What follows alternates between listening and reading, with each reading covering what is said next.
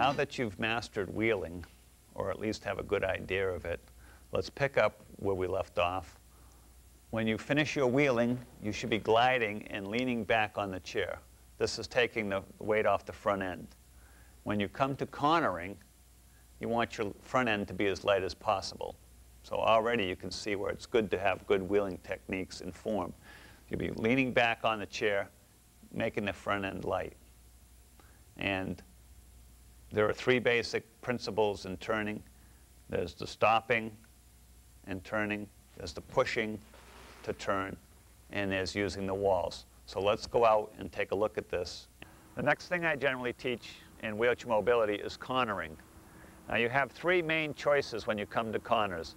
The first is to come to the corner and slow the inside wheel down and make the corner.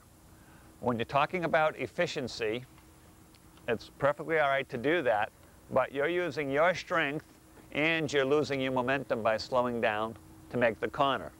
So you're paying twice for something that you've already put the energy into. So it's the least efficient way to corner. The second way to corner is to push on the outside wheel and make the same corner.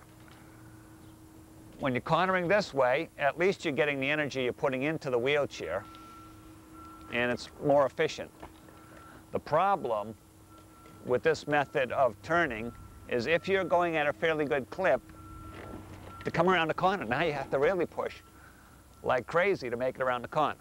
And if you're inside a building, people frown on getting run over. So you have to use that where it's appropriate. The third method of cornering is to simply come to the corner. If you have something around you, lean back and touch the corner. So you can corner very easily and not lose your speed. What you're doing is, when you're done pushing, you should be on the back of the chair. And the reason for that is also you're taking the weight off the front end, making it lighter to turn side to side, and then you're putting your arm behind you to push back, or in front of you to make a left turn, but not alongside of you. Pushing alongside of you does nothing to the chair. So just wheel along easy, reach back, and push, and you've got it. Now when you're doing this, keep your thumb up. And the reason I call this Charlie's rule of thumb is because once you come around this corner, you can take and push off of the next obstacle or the next corner that you're on. So keep your thumb up, and that way you can judge how easy it will be, or if it's best for you to take a push off that corner. If you don't have your thumb up and you have your thumb down, you're going to be in the wrong position to push off. So what we want you to do is be able to put all of these elements together as you teach or learn this skill. Wheel along, come around the corner, get in close, and push off. It's a little more efficient to push off of something that's stable than to trying to catch up with your wheel, which is already moving. You can get a better, faster push off. So it's a little more efficient. But those are the three big ways of cornering.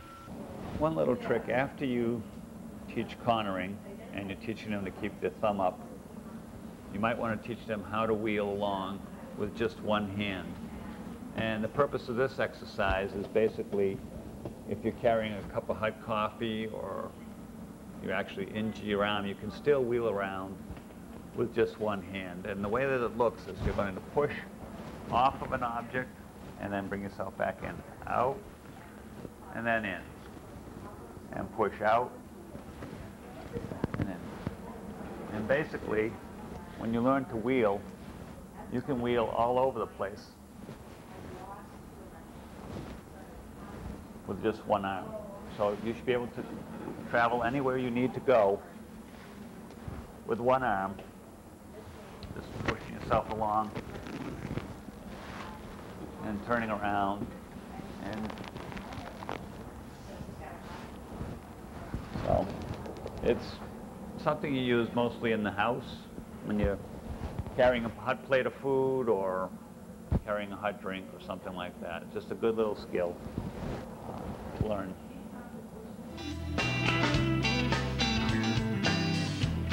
The way that it works is you're pushing off of the wall and turning yourself out, and then touching the wall and bringing yourself in. So you want to be going out and in, out and in. And you can go all over the place with this type of technique, out and in. And you can turn going around other corners. So learn how to wheel with one arm. That way, if you ever hurt your shoulder or you're carrying a cup of coffee, you'll be all set.